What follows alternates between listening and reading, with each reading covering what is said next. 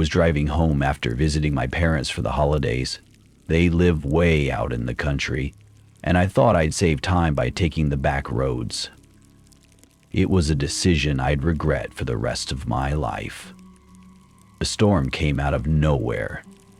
One minute, the sky was just overcast. The next, I was caught in a full-blown blizzard. The roads were a mess, slick, icy, and impossible to navigate. My car started making this awful grinding sound, and before I knew it, the engine sputtered and died. I barely managed to coast to the side of the road. I sat there for a minute, trying to collect my thoughts. The snow was falling fast, piling up on the windshield. My phone had a weak signal, but I managed to call roadside assistance. They told me it could take up to 3 hours for a tow truck to reach me because of the weather. So I waited. At first I kept the car running for heat, but I didn't want to waste gas. I turned it off and bundled up in my jacket, trying to stay warm. The minutes dragged on, and the storm only got worse. Every so often, I'd check my phone, but there were no updates. Just silence and the howling wind outside. Then I noticed something. In the distance, through the blur of snow, I saw headlights. Relief washed over me. Finally, I thought, the tow truck's here. But the lights didn't stop. They just kept going, disappearing into the storm. That's when it hit me. I was completely alone out here. No houses, no other cars, just me and miles of empty road. About 2 hours in, I started to doze off. The cold was seeping into the car, and my breath was fogging up the windows. That's when I heard it. A sharp, deliberate knock on the back window. I jolted awake, my heart pounding. I turned around, expecting to see the tow truck driver, but instead, I saw a man. He was standing there, staring at me through the glass. Something about him didn't feel right. For one, he wasn't dressed for the weather. No jacket, no gloves, just a hoodie and jeans. His face was pale, and his eyes looked off. But the thing that really got me was what he was holding. In his hand, he had a crowbar. Panic set in. I didn't roll down the window. I didn't even move. I just sat there, frozen, hoping he'd go away. But he didn't. He knocked again, harder this time. I forced myself to act. Slowly, I reached for my keys, careful not to make any sudden movements. When I turned the ignition, the engine sputtered but didn't start. I tried again. Nothing. The man stepped closer, his breath fogging up the glass. He tapped the crowbar against the window, his expression unreadable. That's when I made a split-second decision. I grabbed my phone, flung open the driver's side door, and bolted into the storm. The cold hit me like a punch to the gut, but I didn't stop. I ran, my boots slipping on the ice, my heart pounding in my ears. Behind me, I could hear the crunch of footsteps in the snow. He was following me. After what felt like an eternity, I saw lights in the distance. A diner, glowing like a beacon in the storm. I stumbled inside, gasping for breath, and begged the cashier to call the police. They arrived quickly, quicker than I expected given the weather. I told them everything, from the breakdown to the man with the crowbar. One of the officers nodded grimly. "You're lucky," he said. "We've been getting reports about a guy targeting stranded drivers, steals their cars, sometimes worse. We haven't caught him yet." I spent the night at the diner, waiting for a tow truck and watching the snow bury the world outside. When I finally got my car back the next day, there was no sign of the man, just my footprints leading away from the car and his circling it. I still think about that night every time I drive in winter. I wonder what would have happened if I'd rolled down the window, if I hadn't run.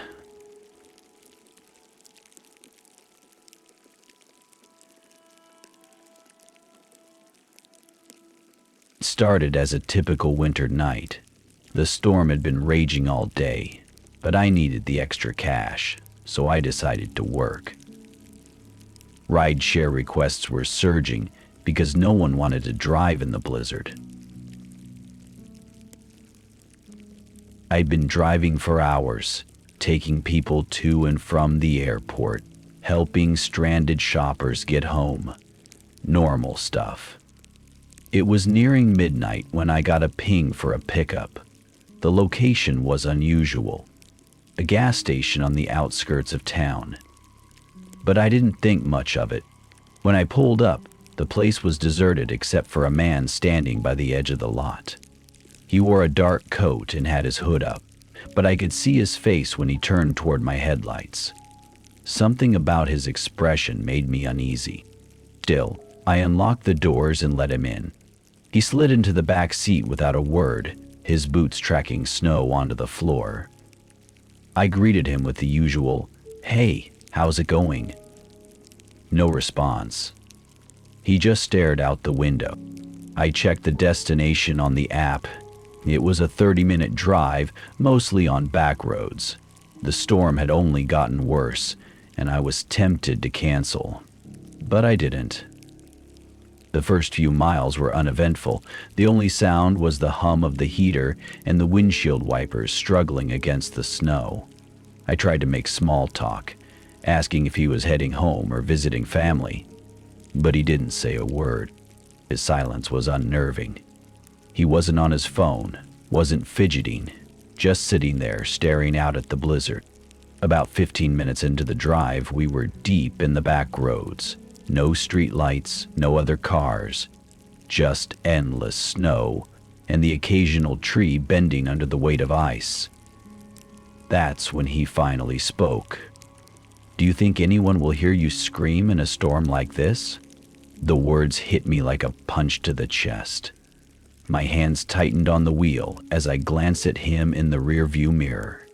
He was leaning forward now, his face partially obscured by the shadows. But I could see the faintest hint of a smile. "What did you just say?" I asked, my voice shaking. He didn't answer. Instead, he reached into his coat. I didn't wait to find out what he was reaching for. I slammed on the brakes, sending the car skidding on the icy road. The sudden stop threw him off balance, and I used the moment to my advantage. I threw the car into park, grabbed my keys, and bolted out the driver's side door. The cold air hit me like a brick, but adrenaline kept me moving. I ran into the woods, the snow up to my knees, branches whipping against my face. Behind me, I could hear the car door slam and his footsteps crunching in the snow. I didn't dare look back. I just kept running, my breath coming in ragged gasps, the cold burning my lungs. After what felt like hours, I saw lights through the trees. A farmhouse. I sprinted toward it, pounding on the door until an older couple let me in. They called the police while I collapsed on their floor, shaking and gasping for air. The officers arrived quickly, considering the weather. I told them everything. The gas station, the silent ride, the horrifying question.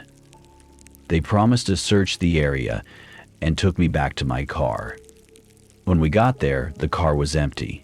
No sign of the man, no footprints leading away. It was like he'd vanished into the storm.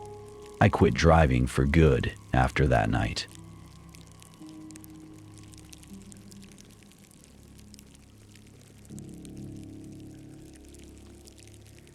I've always loved snowmobiling. There's nothing quite like the rush of speeding through fresh snow, the cold wind biting at your face, and the quiet isolation of the wilderness. That's why I decided to head out that weekend, even though the weather forecast wasn't great. The trail I chose was one I'd ridden dozens of times before. It wound through the woods, up into the hills, and back down again. A good 3-hour loop. But this time, the snow started falling harder than expected, and I missed a turn. At first, I wasn't worried. I had a full tank, my GPS, and enough experience to find my way back. But as the daylight faded and the snow thickened, I realized I had no idea where I was. I kept riding, hoping to find a familiar landmark or another trail. Just as I was about to give up and turn back, my headlights caught something up ahead. A snowmobile parked on the side of the trail. Relief washed over me. Someone else was out here. The rider was standing next to his machine, his back to me. I slowed down and waved. He turned, smiling.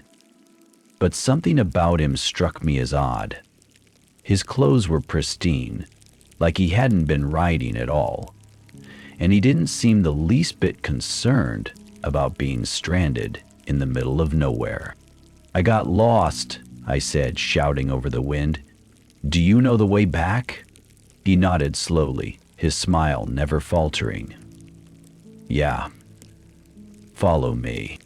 At first, I was relieved to have someone to follow. He seemed confident, weaving through the trees like he knew exactly where he was going.